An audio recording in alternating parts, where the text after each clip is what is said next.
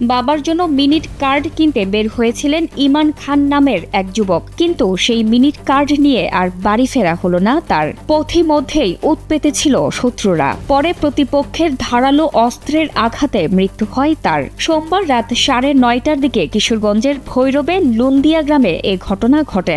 নিহত ইমান স্থানীয় বাসিন্দা ইসা মিয়ার ছেলে এবং পেশায় মোটরসাইকেল চালক ছিলেন। স্থানীয়রা জানান, বাবার মোবাইল ফোনের জন্য মিনিট কার্ড কিনতে বাড়ি থেকে বের হলে আগে থেকে উৎপেতে থাকা শেখ বাড়ির একদল যুবক তার পথরোধ করে ধারালো অস্ত্র নিয়ে হামলা চালায়। পরে স্থানীয়রা তাকে গুরুতর আহত অবস্থায় উদ্ধার করে হাসপাতালে নিয়ে যায়। ওয়ালটন ফ্যানের অ্যারোডাইনামিক ব্লেড ঘরের কোনায় কোনায় ঠান্ডা বাতাস ছড়িয়ে হাওয়া বদলে নেয়। সেখানে চিকিৎসাধীন অবস্থায় তার মৃত্যু হয়। এ বিষয়ে ভৈরব থানার উপপরিদর্শক রাকিব বিন ইসলাম জানান, দীর্ঘদিন ধরে পাগলাবাড়ি ও শেখ বাড়ির মধ্যে বিরোধ চলছিল। ঘটনার পর মরদেহ উদ্ধার করে ময়নাতদন্তের জন্য মর্গে পাঠানো হয়েছে। এ বিষয়ে অভিযোগ পেলে আইনগত ব্যবস্থা নেওয়া হবে বলে জানান তিনি।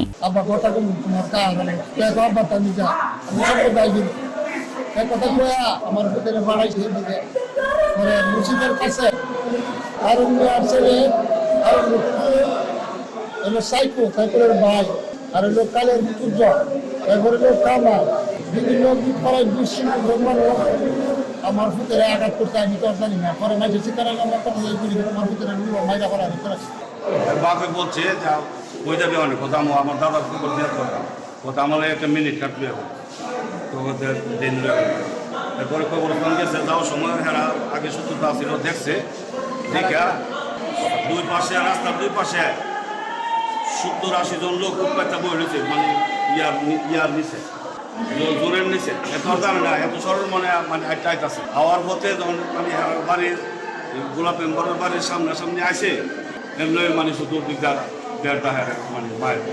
আমাদের কাছে যে অবস্থায় আসে পেশেন্টের হচ্ছে কোনো ব্লাড প্রেশার পালস রেকর্ডেবল ছিল না, নন রেকর্ডেবল ছিল, বিউমিন ডাইলেটেড অবস্থা ছিল। সেই অবস্থায় আমরা যখন পাই রোগীটাকে, আমরা প্রাথমিক যে ম্যানেজমেন্ট আমরা সবটাই আমাদের এখানে করা হয়, স্যালাইন দেওয়া হয় 2 হাতে 2 লিটার। তারপর হচ্ছে পেশেন্টটাকে আমরা উন্নত চিকিৎসার জন্য ঢাকা মেডিকেল কলেজে রেফার করেছিলাম, কিন্তু ওনারা হচ্ছে আসলে এই সময়টুকু আসলে রেফারের জন্য পাইনি। 11-15 মিনিটে পেশেন্ট চিকিৎসার অবস্থায় মারা গেছে। ওদের লাশ সুরতাল করা হয়েছে, সুরতাল করার পরে ময়নাতদন্তের জন্য পাঠানো হবে এবং আইনি প্রক্রিয়া চালু হয়েছে এবং ময়নাতদন্তের মাধ্যমে জানা যাবে সঠিক মৃত্যুর কারণ। আর যতটুকু জানতে পারছি সে এলাকা মারামারির কারণে আঘাতপ্রাপ্ত হয়ে মৃত্যুবরণ করছে।